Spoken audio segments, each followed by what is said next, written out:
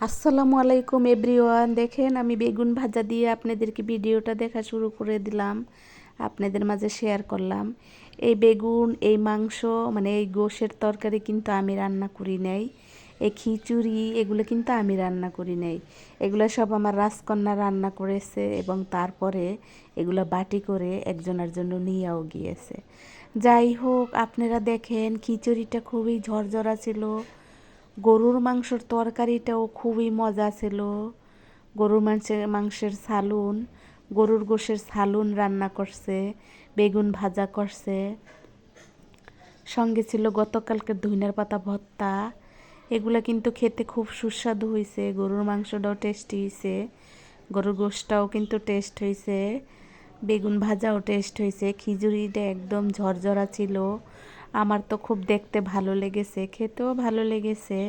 খুব সুস্বাদু এবং টেস্টি টেস্টি ছিল, যেহেতু মেয়ের হাতের রান্না বলে কথা। যাই হোক, সব কিছু মিলেই আজকের ভিডিওটা দেখতে থাকেন।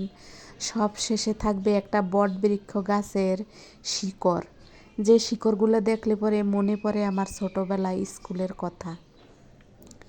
আমার প্রত্যেকটা স্কুলে কিন্তু এরকম একটা বটবৃক্ষ গাছ আছে, যার গোড়াটা দেখলে ভয়ঙ্কর লাগে। এই যে দেখেন, এগুলো পার্সেলের মতন নিয়ে যাচ্ছিল।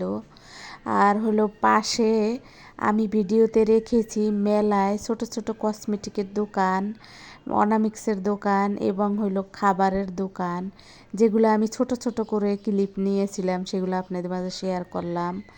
আমি জানি আপনারা আমার ভিডিও দেখেন, আর আপনারাও জানেন যে আমি আপনাদের ভিডিও দেখি। এই তো অর্নামিক্সের দোকান, খাবারের দোকান, এগুলো আমি আপনাদের মাঝে একটু একটু করে শেয়ার করলাম। এখানে যেসব জিনিসগুলো ছিল খুবই সুন্দর ছিল, দেখতে খুবই ভালো। আমার তো ভালো লেগেছিল, সব কিনতে ইচ্ছা করছিল, কিন্তু কিনে কি করব, কেউ এগুলো ব্যবহার করে না। যা আছে সেগুলো আরও ফেলে দেব। আর একটা কথা, আমি জীবনে যা চেয়েছি তা কিন্তু পেয়েছি। পরক্ষণে সেগুলো কিন্তু আমি ছুঁড়ে ফেলে দিছি। আমি যা পছন্দ করছি তা আমি হাসিল করছি, কিন্তু পরে সেগুলোকে আমি ঘৃণা করে ফেলে দিয়েছি। এটা আমার জীবনে অনেকবারই হয়েছে, আর আমি অনেকবারই এগুলো করেছি। আমি যে জিনিসটা খুব বেশি পছন্দ করি সেই জিনিসটাকে সবচেয়ে বেশি ঘৃণা করি, আর দেখতে চাই না, সেগুলোকে আমি ফেলে দেই এক সময়। এটাই ছিল আমার জীবনের প্রধান লক্ষ্য আর প্রধান কারণ। আর যেসব কারণে আমি এখন এই তো এরকম আছি, শুকুর আলহামদুলিল্লাহ আল্লাহর দরবারের। এই যে বলেছিলাম বট গাছের গোড়া, এই যে দেখেন এটা একটা বটবৃক্ষ গাছ।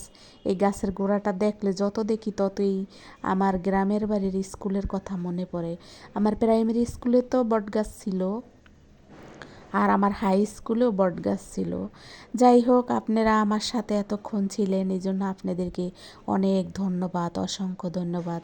গভীর স্থল থেকে ভালোবাসা ও অভিনন্দন আপনাদেরকে অবিরাম জানাইতে থাকব।